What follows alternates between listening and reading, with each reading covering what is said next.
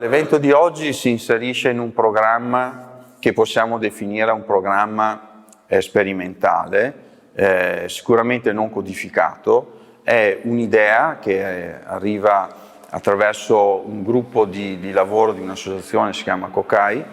che ha cercato insieme col Comune di Verona, di attrezzare degli spazi all'Arsenale, all'ex Arsenale austriaco di Verona, per appunto cercare e tentare un confronto sui temi della città, con un confronto ancora più qualitativo tra gli ospiti e tra le persone. Abbiamo invitato 4 testimonianze per questo primo incontro, una legata più ai temi della rigenerazione dal basso, Anna Agostini e Marco Bozzetto, che da Castelfranco ci hanno raccontato un po' come dei luoghi che sono ormai destrutturati, decontestualizzati della periferia di Castelfranco possono diventare invece motori urbani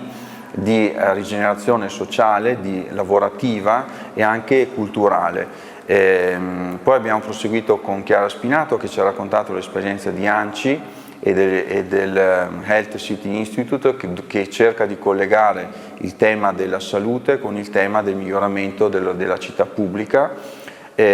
con poi l'intervento di Andrea Rebecchi del Politecnico in chiave più di ricerca e di struttura dell'urban health all'interno della pianificazione territoriale, chiudendo poi con l'esperienza dell'Emilia Romagna, del progetto Rebus con Luisa Ravanello, che è stato un'esperienza sostanzialmente pluriennale di coordinamento tra amministrazioni pubbliche, professionisti e anche associazioni cittadini per migliorare il livello qualitativo dei progetti, sia a livello di microclima urbano sia a livello di qualificazione dello spazio pubblico.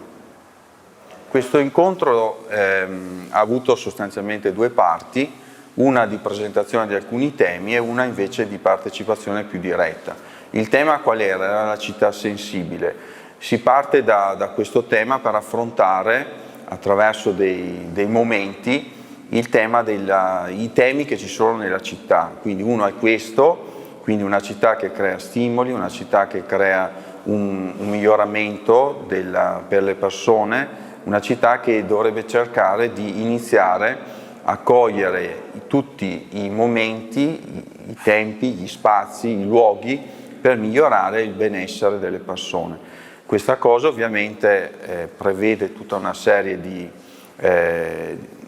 temi che passano sia dagli aspetti ambientali, dagli aspetti più sociali e dagli aspetti della salute, cercando di tenerli insieme, legandoli sostanzialmente negli spazi, nei luoghi che devono diventare luoghi di